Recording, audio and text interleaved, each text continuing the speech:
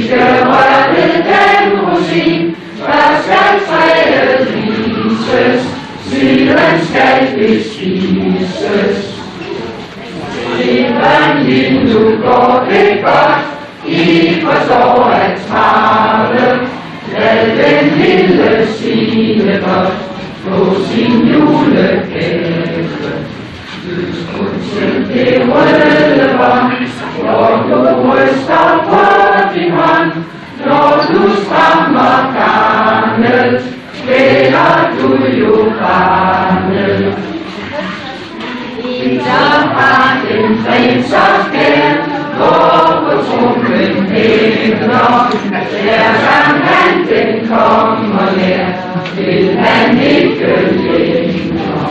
Hvad du ønsker skal du få, når jeg blot tør stole på, at du ej vil trumme, før min sang er oppe. Hun har ingen ro, før hun får sin takke, siger alle hele nu, til din vinterfrakke. Du bliver mig alt for dyr, men da du så tro og syr, så vi det andre, ikke sandt min datter. Den nye brud, giver jeg til Henrik, du er så godt, men du har mod, du skal være Henrik. Han svinger dagen lidt, før I skylder ham respekt. Det er en ære, Dannebro at bære. Hvor er den ydre, sikke dejlig uge, den skal sikre bedstefar imod frost og skue. Hun kan være stolt, det er hun har børnehold, det kan han ikke, hun kan bare strikke. Nu er jeg blevet træt, og vi får ej mere, moder er i køkkenet, nu skal hun traktere. Derfor får hun denne på, løft en gang på denne tung, julen varer længe, for så mange penge.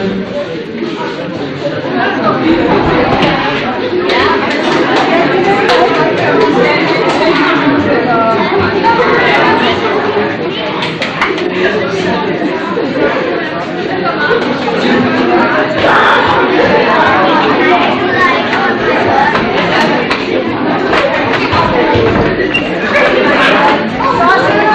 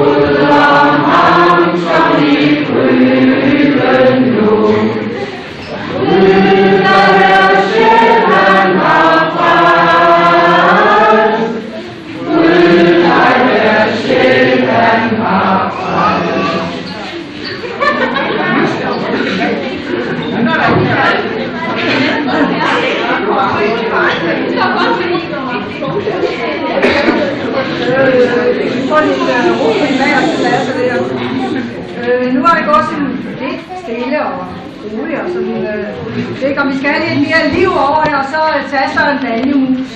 Og så det er ikke den bagerste cirkel, og vi kan måske trække helt ud, fordi nogle gange ser det ud, som om vi ikke rigtig har plads til at være der.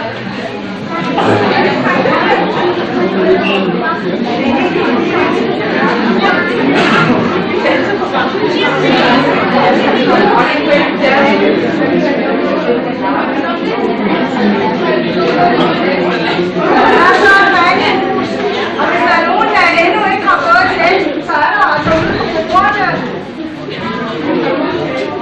Vil vi også se det?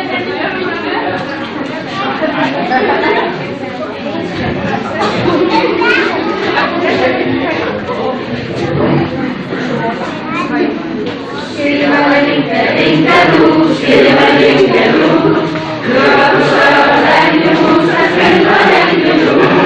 Skillemalingadu, skillemalingadu, og når vi synger dansk først, det synes vi er de skud. Vi glæder os til juleaften, så bliver alle sendt, og vi får fine julegaver i hvordan vi spændt. Skillemalingadu, skillemalingadu, var det altså snart var jul. Var det altså snart var jul.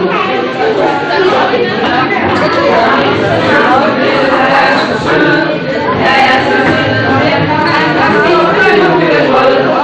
Sidder han i stolen, og han storker som en bjørn, og drømmer om de gaver, han skal give til byens børn.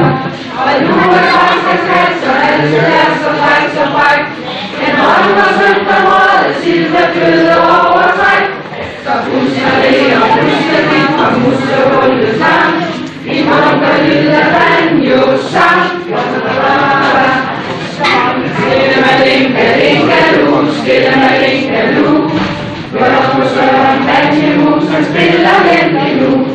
Skillemalingadu, skillemalingadu. Kom og syng og dans med os, det synes vi altid skulle. Vi glæder os til juleaften, så bliver taget til. Og vi får fine julegaver i vores bestemt. Skillemalingadu, skillemalingadu. Var det altså snart var jul.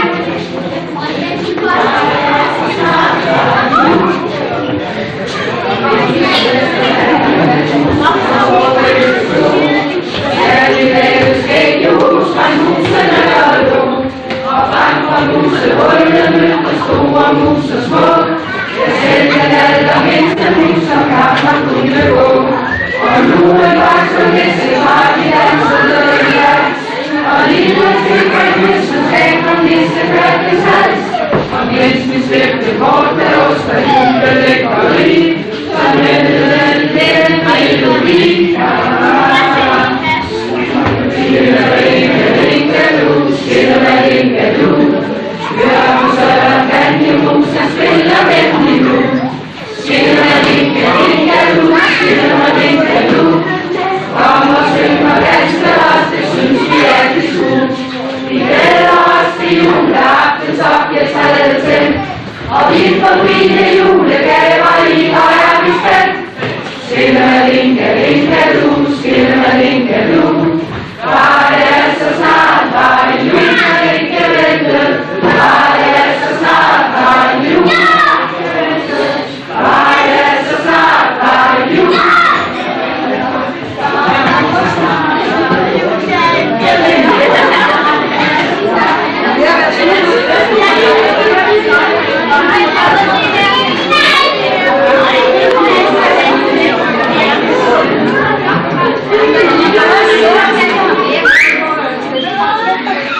Jeg synes, jeg har gjort det meget godt, og jeg synes, man i god ro og orden skal sætte sig ned. Den yderste ring skal sætte sig først.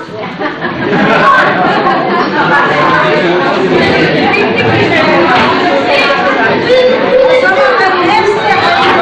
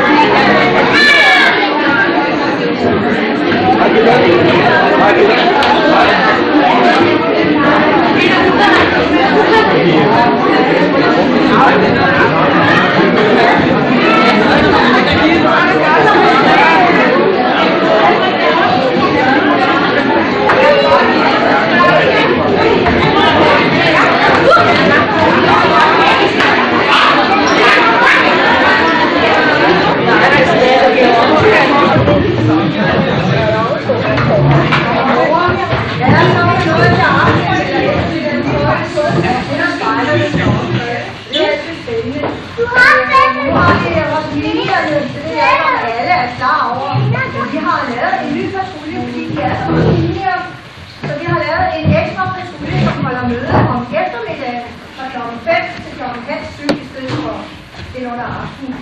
Og det er haletusserne. Jeg skal lige sige, at Mona her er altså ikke haletus endnu, fordi man skal altså lære 7 år, før man kan blive haletus, og det er Mona ikke. Men hun har hjulpet og hjælpe til, fordi der er kun 3 haletusser med til festen her i dag. Og haletusserne, de har indstuderet en sang, som de vil synge for alle forældrene og de andre spejdere. Nej, skal ikke lukke den. Det vil jeg gerne se.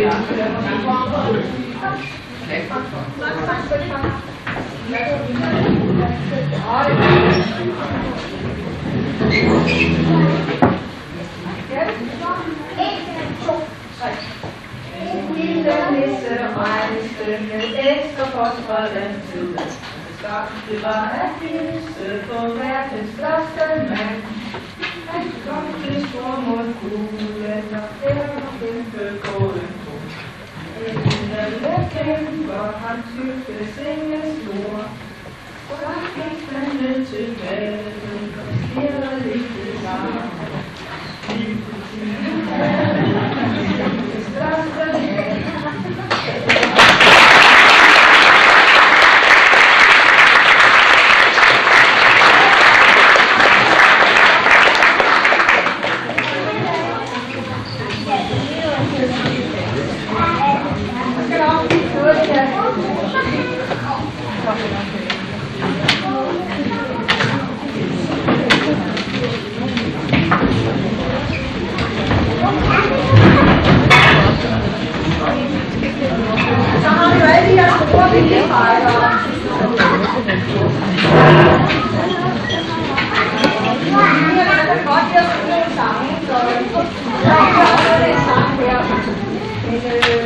Vi er også ved at tage et mulighedspart, som hedder noget med tusindkunstner.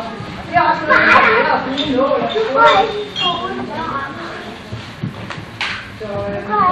og vi har haft sokker med hjemmefra. Og nu ved jeg ikke, hvor tydeligt det er for de bagerste rækker. Så det er altså en strømpe og nogle knapper, og så et par hæklede ører. Og nogle af dem har også knurrer. Og så har man sådan en lille strømpedukke, som man kan lege med. Og de her strømpedukker, der er til stede på scenen, de har også lært at synge. Det er meget dårligt. Det er bare at høre.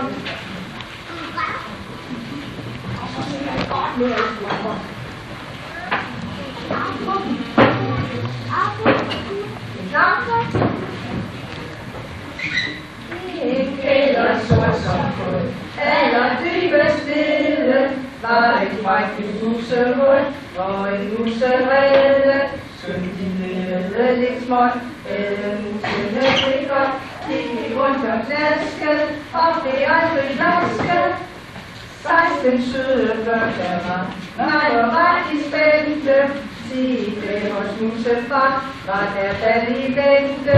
En lille mus var glad, og det gik for tryk på ham, sad de midt i salen, så sad de havde.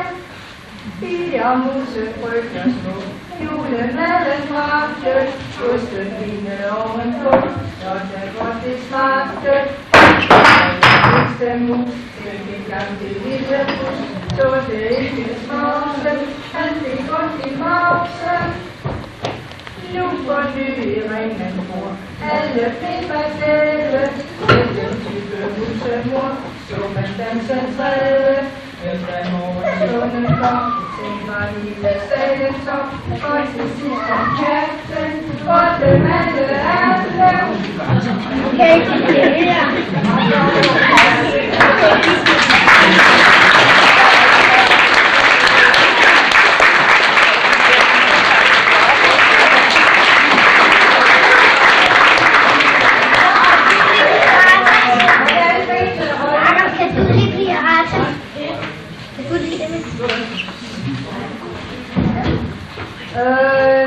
På almindelige spejdermanér, så synes jeg, at vi skal give alle minispejderne et tjekke. Kom! Tjekke, tjekke, ta, ta, ta. Bummelige, bummelige, bag, bag, bag. Tjekke, bummelige, tidspunkt plastik, danske spejderkorps, ha, ha, ha.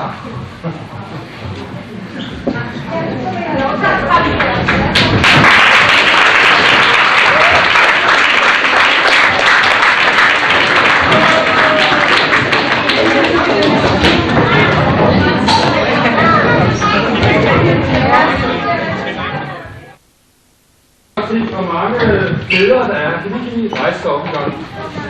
Alle bedre.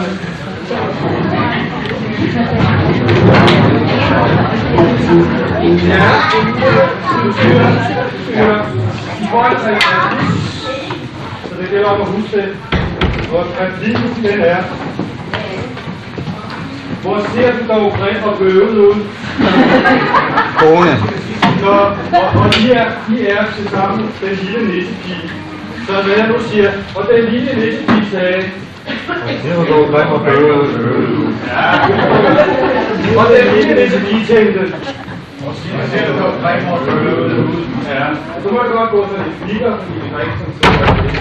Så det er juleeventyr hele dagen, hvor så skal vente for at blive. Så, du prøver lige en gang, du kan bare sætte dig ned på det der replikken her, og så prøver lige en gang at sætte det her. Og den lille nissepige sagde, Ser du dog grim og bøvet. ja, det var bedre. Vi skal nok få det, så der. Det var da den lille nissepige, men vi har også brug for at have en nissemor med. Kan vi ikke lige se alle lederne, som ikke er seniorer, vi skal bruge seniorer, så alle ledere, eller skal de ikke prøve at komme op og stå i gang? Jeg har rejst mig. Jeg må godt have med. Ja, godt. Ja, så kigge er. Ja, det er dog en dejlig dag. Så nissemor sagde. Hvor er det dog dejligt. Ej, det var fint, så flot. Kan I huske det? Ja, men du har set det. Ja, ja. Vi har også brug for en nissefar. Og lad os lige se, hvor mange møder.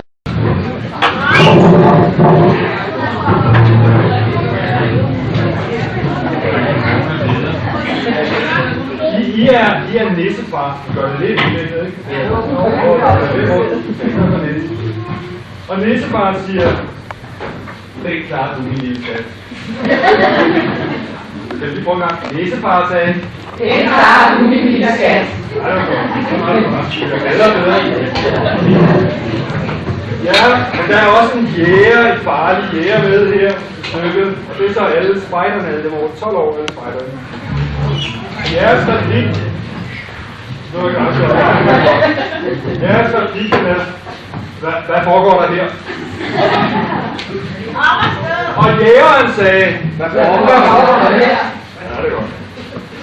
Seniorerne, er I friske? Seniorerne er til store stykke guld. Og jeres replik, den er, jeg har vist bare fået en lille en for meget.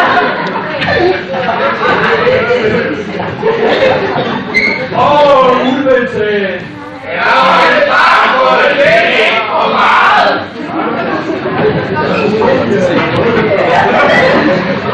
Nok deres bedste til Hilton. Endelig til sidste rolle, så er det Mini og Junior og dem, der ellers ikke har været lavet ind til nogen. De går med her, I er bedstemor. Og det I skal sige, det er, hver gang I siger, og bedstemoren sagde, nede i jul alle sammen. Men prøv en gang, I siger, og bedstemoren sagde, Nede i jul. ja, det er flot. Så tror jeg, vi er klar. Jeg håber, I kan huske det. Og vi starter lige på.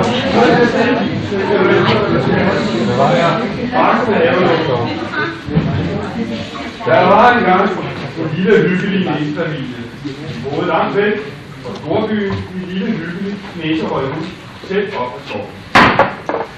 Det var en rigtig dejlig dag, stemt for månen. Sneen havde lagt sig over den ganske skov, og lå og glimtede som de fineste sukkerkrystaller på skovbunden. En lille næsefamilie, som bestod af en næsefar og næsemor, og en lille næsepige, går i gang med juleforberedelserne. De ved ikke at bage og pynte vinduer og hænge klatrernæser op. Pludselig bankede det på døren. Den lille næsepige gik ind og åbnede døren. Udenfor stod en rar jæger. Den lille nissepige sagde. Hvor sætter dog dig mig bøde. Jægeren, som naturligvis blev lidt forbavset, sagde. Jeg får her. Jægeren så putte indenfor og svælte julebasen. Det gjorde han egentlig hvert år. Han råbte munden, og han var lidt af en slikbund. Så sagde den lille nissepige. Hvor sætter dog dig mig bøde. Nissemor forklarede, at hun skulle tale pænt til den rare jæger. Og nissefar sagde. Ja. Nissemor kiggede ud af vinduet og sagde.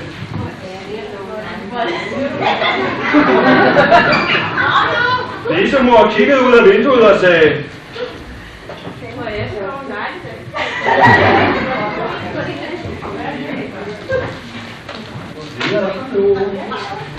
Den lille nissepige havde en bedstemor, der boede helt alene ude i skoven. Hun havde det koldt der, og derfor drak hun sammen lidt brændevin for at holde varme. Når hun drak brændevin, sagde bedstemor altid. Nissemor sagde. Hun besluttede sig, at den lille nissepige skulle løbe over til bedste med en flaske brændevin, så hun rigtig kunne hygge sig og holde varme mere i julen.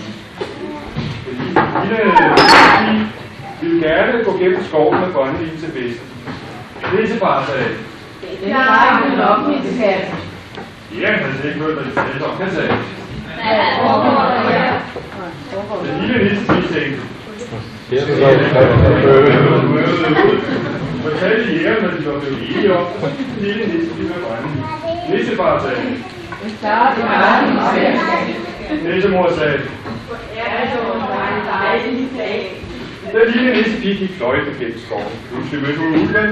Den havde netop spist en 3-4 små grise, så den så lidt syg ud. Den lille nissepige sagde. Og ulven svarede. Ulven var blevet tørstig og fik øje på den dejlige brændevin, som den lille nissepige havde på. Hvor skal du ikke med den dejlige snap, spurgte det. Nissepigen fortalte, at det var til bedstemoren, som havde det så koldt. Ulven slikkede sig munden og savlede. Så sagde Nissepigen. Ulven går nu afsted til bedstesyn. Åbnede døren og fik øje på bedste, og sad der næstesvand. Bedste var fik og varmt sagde. Vil du ikke smage? Men ulven var ved, sagde. Derpå slugte den bedstemor i en hel mundfuld, og den vidste ikke, hvor den ellers skulle gøre den gamle dag. Ulven var nu stoppet lidt og sagde. Ulven hoppede op i bedste seng og prøvede at ligne bedste alt, hvad den kunne. Det er efterfanget for børn, og den lille nisse trådte indenfor. Da hun fik øje på den falske bedstemor, udbrød nissepigen. Og hvor var der sådan en stor mund, og sådan en stor og tyk mave? Ulven svarede. Derpå rev den brændevin fra nissen, og drak snapsen ud i en køre. Og så sagde ulven.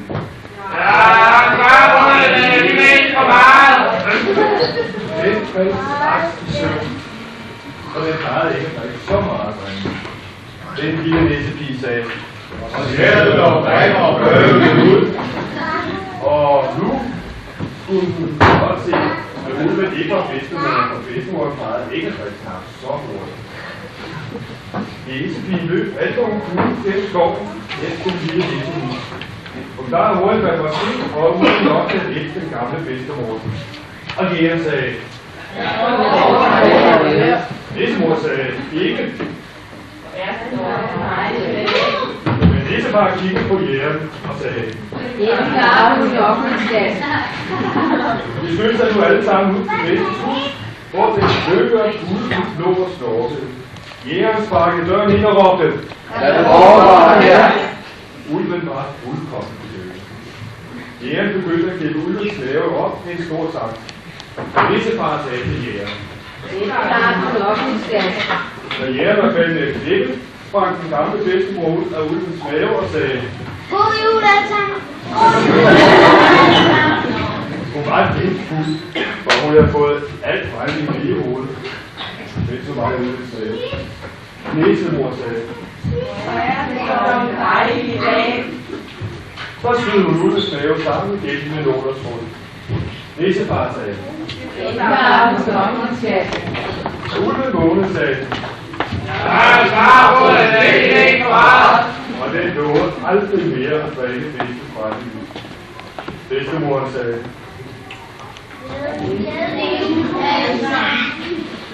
Det gjorde ikke så meget, for der var dejligt varmt i ulvens mave, og så tørstede man mere. Og på den måde blev der alligevel Hvad foregår her?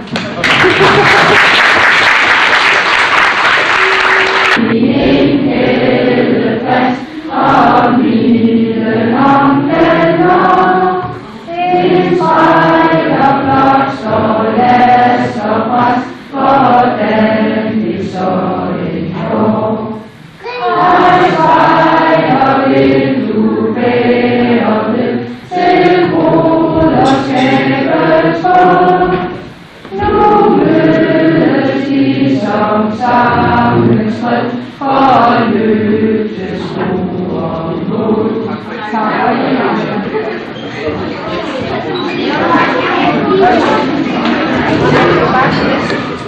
Tina, kom her med Stella. Kom her og hive blusen op, så vi kan justere hvidbalancen.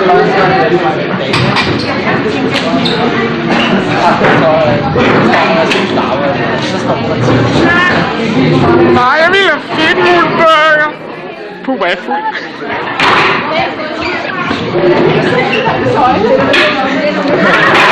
Jesper, du skal lige sørge for, at Benny ikke spiser for mange dyr på scenen. Du skal nødt af ham til at lave hårdt mere, end han plejer. Det er fandme hyggeligt, du. Det er fandme uhyggeligt. No pictures, no pictures. Reklamer for rosiner. Restricted.